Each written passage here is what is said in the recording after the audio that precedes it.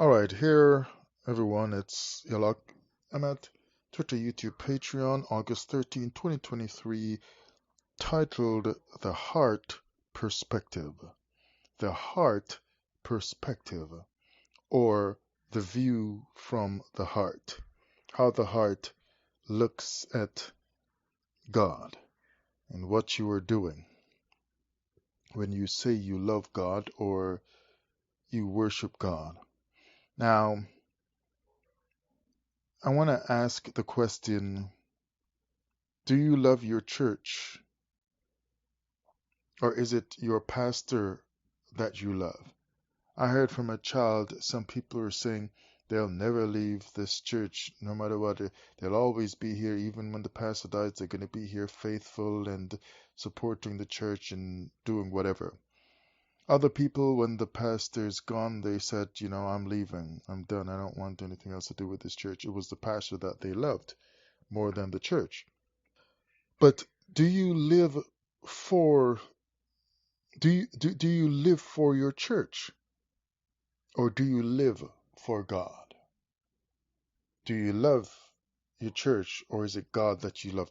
Is it your pastor that you love so much, or is it God that you actually love? See, the heart perspective is what should really stand out if you are a believer in God, if you say you love God. Because many people will teach you many things, your church, your camp, your pastor, whatever your religious leader is called, however close you are to them or not. People are just going to teach you stuff. People will just pick up the Bible, and now in this online stuff, people will just make up some channel and start teaching something.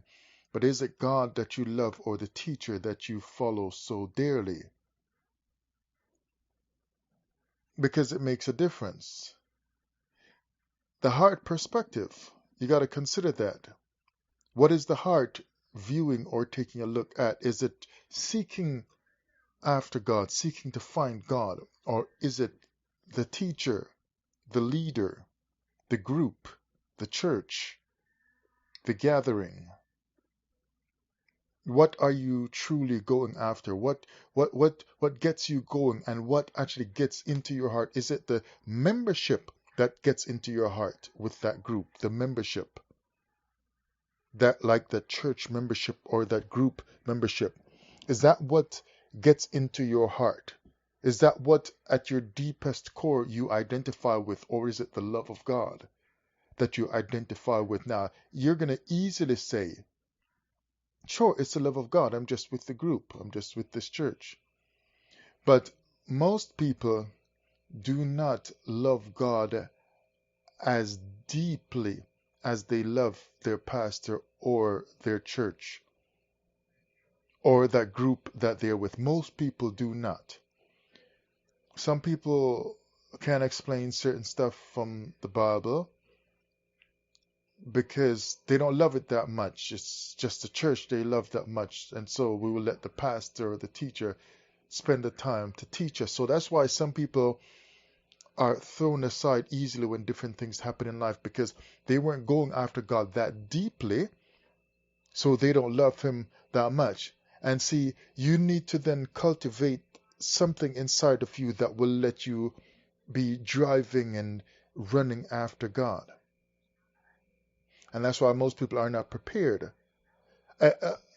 And only partly, is it the responsibility of the leaders, because while you should be in your own heart going after God, is the teacher challenging you enough to let you realize that you should want God more than their message that they give to you every time they step in front of the microphone?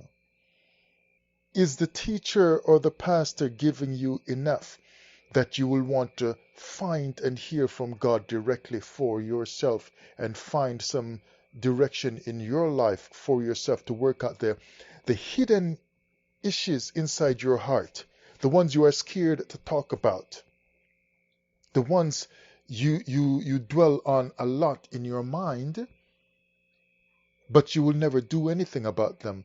Do you have the right perspective of the heart to try to climb over the hill inside the heart where you can find freedom in the heart to draw you closer to God?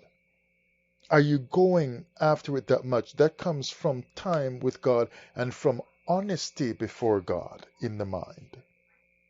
Honesty, because most people are not honest with God in their hearts. And so they spent years hiding behind the message from the preacher, hiding behind the excitement of the church convention or the big church meeting, or the hiding behind the excitement of Passover and so on. Hiding behind how great that concert was and so on. So they look so committed, so dedicated, because every time one of these functions are announced, they're there, they buy the ticket, they're there, they're in attendance. So they look the part. But how excited are they to get deep into the inner things of God on their own? How excited are they really? See? The heart perspective. But you'll get the church attendance right. You may go all the time or a lot. You'll get the support for the pastor, and when it's cleanup day, you might give your hand in that to help out. And when it's whatever is going on, you're there. But how much time have you given to finding truth about God? Not even so much you're fasting and you're praying, but I'm talking about tuning the heart in a way where there is better receptivity toward God, toward the things of the Spirit. See, most people don't care about that. They think if they just sit down and they sing a couple songs on their own in their own time, or they read the scriptures, that they have gone the distance toward God. But a whole hour of reading the Bible can just be more time wasted doing something good, because that is something good. But what did you get out of it? What is the perspective of the heart? Because you're a Christian, you are told that you should be seeking after God, so you just do it. But the honesty is not there. There's a blockage. Because you say you're an Israelite and you spend time and you just get on this high like someone on drugs, but you're doing it with the Hebrew words. But is the heart perspective such that you will stare truth in the face when that Hebrew word pops out at you, or that Greek word pops out at you, and be honest to do in your life what it communicates to you, even if it is different from what your church believes, even if it is different from what your Israelite camp believe, even if it is different from what you have been taught? Because the people in the Bible who stepped out and who were called out, they often had to do things that were different from what the other people were doing, even though they were Israelites. And that's why you would have a person like Elijah, the prophet, standing up and telling Israel to turn back when many of them had turned to Baal, because they didn't want just the membership of saying I'm an Israelite and so on. They had to step out in order to be honest with their life with God and their calling with God. Are you honest enough to understand that your pastor and your teacher and your church and your camp is not the goal? The heart perspective. What are you really doing when you say you are a Christian or an Israelite or whatever you call yourself? Are you honest in the heart? Because your teacher, your pastor, can tell you all kinds of godly things and break open the Word of God, reading the Bible. But I'm going to show you another view of that. Daniel chapter 12, verse 1 to 3. These 3 verses. Look at what it says here. And at that time shall Michael stand up, the great prince, which standeth for the children of thy people. And there shall be a time of trouble, such as never was since there was a nation, even to that same time. And at that time thy people shall be delivered, every one that shall be found written in the book. So this sounds like it's some end time stuff. And for New Testament readers, this might remind you of, the end time and so on, your deliverance, right? And it's going to talk about what sounds like a resurrection from the New Testament. But here he says, and many of them, you see, everyone shall be found written in the book. But many of them that sleep in the dust of the earth shall awake, some to everlasting life, and some to shame and everlasting contempt. This sounds bad. This sounds really bad. Because look now, the contempt, the state or act of contemning, the feeling or attitude of regarding someone or something as inferior, base, or worthless. Scorn, disdain, right? So there's going to be dishonor and disgrace there. Despising or dishonoring. So now, and worthlessness and so on. So now, if you look at what it's saying now, and many of them that sleep in the dust of the earth shall awake, some to everlasting life, and some to shame and everlasting contempt, or some to shame and everlasting dishonor. Everlasting, being seen everlastingly as being worthless. God doesn't place value on you when you get up now. So everyone that shall be found written in the book. So they are written in the book. So notice now, both the person who does not go all out for God in terms of purity in their heart, or a good attempt in their heart, an honest attempt is better, if I say it that way, an honest attempt in their heart. They didn't make that much of an effort to be honest in seeking God. It is anything, yeah, let's get the church service over with and done. I had a good service today and you've gone home. But the heart isn't pure. The heart isn't trying to be real while going through this life. You cover up a lot of stuff and you don't go too close to God because you don't want to change certain things about you, and you don't want to look at the word and do just exactly what it's saying and free yourself and be the kind of person that you really should be in this life. So that kind of person is there, the person who don't care much, the person who don't go after God much, the person who's not honest with other people and so on. But also the right people are in the book as well. So both kinds are written in the book. The righteous ones, the ones who go all out for God, the ones who are searching their hearts and trying to live a pure heart and trying to settle matters in their heart before this life is over. So both of them are in the book. Both the good and the bad then are written in this book. Both of them. So that's why he can say, some of them that sleep, many of them that sleep in the dust of the earth shall awake, some to everlasting life. So those ones get a good reward that is fitting for the kind of heart that they had and the life that they lived. But also some will rise up who were written in the book as well, and will rise up to everlasting dishonor and contempt. Everlasting. So shame, they're getting up to shame. Can you imagine resurrecting and getting up, but to shame? Why bother resurrect me? It's because those ones, they carried their heart in a certain way that was shameful before God, but God still gave them the opportunity to live out their lives. So your church, your pastor, your leader, your camp leader can look the part, and they have all the T's crossed and all the I's dotted. Well, everything is flowing nice. They run a tight game and they look as righteous as ever, and they've got all the proper understandings of the scriptures and so on. And they're teaching you to get into heaven, but on their own, they are on the way to hell because God sees their life and their effort and their time as worthless because they were not real in their heart. They were just doing a job.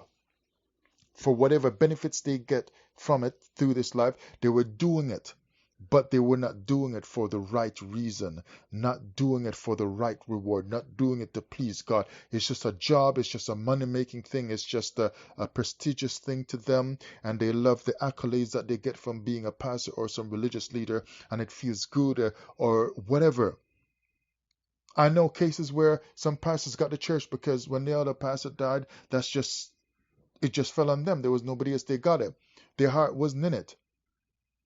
And they never sought God more to clear up their heart and their issues in life, except maybe the first 2 weeks or the first month after they were chosen to be the pastor. They just went back to how they always had been. So your teacher, your pastor, your leader can possibly be, because some will rise to everlasting life, just like the pew members. So it's not just the leaders alone I'm talking about, but some can rise up to everlasting life and some to everlasting shame and contempt and to be cut off and gotten rid of. How do you know if you don't have the right heart perspective to be going after God in honesty and to work out your life properly in this world? How do you know that you are heading the right way? Just by following that leader. Because wouldn't you be surprised on Judgment Day when that same leader is risen up because their name was called out, was in the book, but they were risen up only to be discarded as worthless, only for God to say, get away from me. And like it says in the New Testament, I knew you not, something like that. How do you know? So you got to have that heart perspective yourself. And verse 3, and they that be wise shall shine as the brightness of the firmament, and they that turn many to righteousness as the stars forever and ever. That turn many to righteousness. Not turn many into churchgoers or camp followers and so on, but that get the job done. To turn many to righteousness, get people to see that they must have the proper heart perspective toward God. Not turn people into faithful attendees, but the ones who turn many to righteousness, who get them to consider and to look and to see that not everybody who is shining, not everyone is shining from light that is proper and good, because the Bible speaks of some wicked people saying that their light is as darkness. Hello. So it says, and they that be wise shall shine as the brightness of the firmament. Shall shine Zahar, to admonish, to warn, to teach, to shine, to send out light. Right? So they that be, and warn as well, to warn, they that be wise shall shine or shall warn like a bright light in the firmament, telling you to pay attention to this, the same way you can see a bright light up in the firmament, up in the sky, up in the heavens. And people look at it, and then they want to run and go take out their little telescope and start to look and focus on it some more. They that be wise will warn people that there are many teachers, but not all of them are going to rise up to proper salvation in the end, but some will be discarded. Or in the New Testament might put it this way, go to hell. So you got to have the right perspective in the heart toward God. Are you seeking God because the leader tells you to seek God? Or are you seeking God because in your heart, you love God? Because you see, the heart that loves God will pay attention to everything the scripture says and pay attention to what's going on in their heart every single day as well, and will work out stuff in terms of being careful how they treat other people, how they do their work, how they live on this earth, how they carry themselves, and how they really truly perform or carry out or live out their life before God. They will pay attention to what the scripture says, and they will pay attention to what goes on in nature, and they will pay attention to what life is really about. Go on a search for that. That is the heart perspective that you should have. That's the person now who loves God, who will not ignore what they see, what they read, and will not settle for what their teacher taught them, but will search in their own heart, because in the heart are the mysteries found. Yalak Emmett Channel, Twitter, YouTube, Patreon, The Heart Perspective.